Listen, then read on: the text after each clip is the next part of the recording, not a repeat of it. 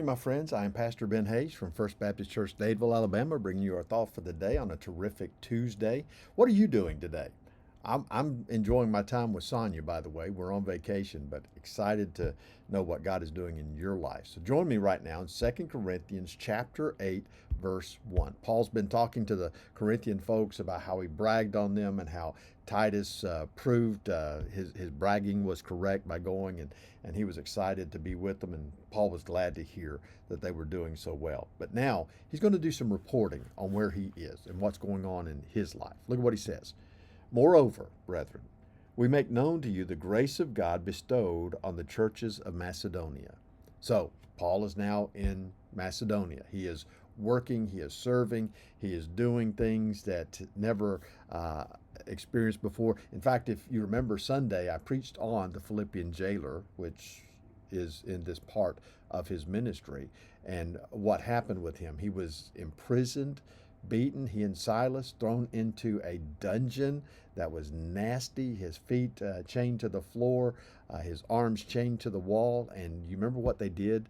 They praised God. They sang hymns of praise, and about midnight God sent an earthquake that broke off all of the chains, that opened the cell doors, and the Philippian jailer was getting ready to kill himself, and Paul says, don't do it, we're all here. Because of that, salvation came to this man and to his family. That's good stuff, folks. God has made his grace known to the churches at Macedonia, and he wants to tell the Corinthians about this. Now look at what he says. That in a great trial of affliction, the abundance of their joy and their deep poverty abounded in the riches of their liberality. See, not only was Paul going through the persecution, but all the church that was there. Believers were being hit hard. They were suffering. They were struggling. They were being persecuted in ways that we can't even begin to imagine. But Paul says, even in spite of that, their abundance of joy caused them to give liberally to help him in his ministry. Listen to me. One of the things that Paul never did was require the churches where he served to compensate him, to support him.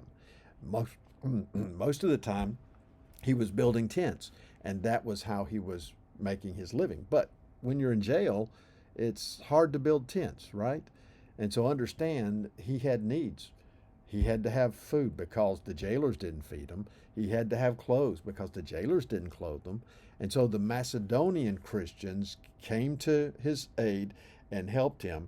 And he says they did it liberally. Now look what he says.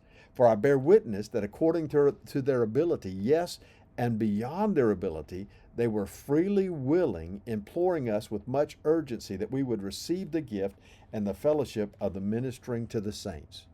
Oh, do you see this? Their heart was so touched by what Paul was doing and what he had done in their lives and how he had helped them to come to Jesus, that they were pushing him to receive the gifts that they had for him. They wanted to honor him in their giving. And Paul says they were begging us with much urgency that we should receive the gift and the fellowship of the ministering of the saints.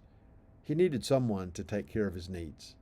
God provided that through his people. Look, God can supply things supernaturally. We've seen that all throughout the Bible. You remember Elijah, after he had killed the prophets of Baal, he was out hiding from Jezebel, and God sent ravens with bread and placed him by a brook that didn't run out of water until much later. And then God sends him to the widow at Zarephath. Listen, a picture of God's miraculous care and the way he takes care of his people through miracles and through people. Understand, most of the time, God works through his people. I want you to think about this today. Where is God telling you to be liberal in your fellowship, in your ministry, in your giving? I guarantee you, if you're listening to the Father, he's going to tell you through your church, because understand, that is where our tithes are supposed to go. I love the fact that people are generous and they give to other kinds of ministries and 501c3s. But let me tell you something. Your church needs it as much or more than all of those organizations out there. Think about that.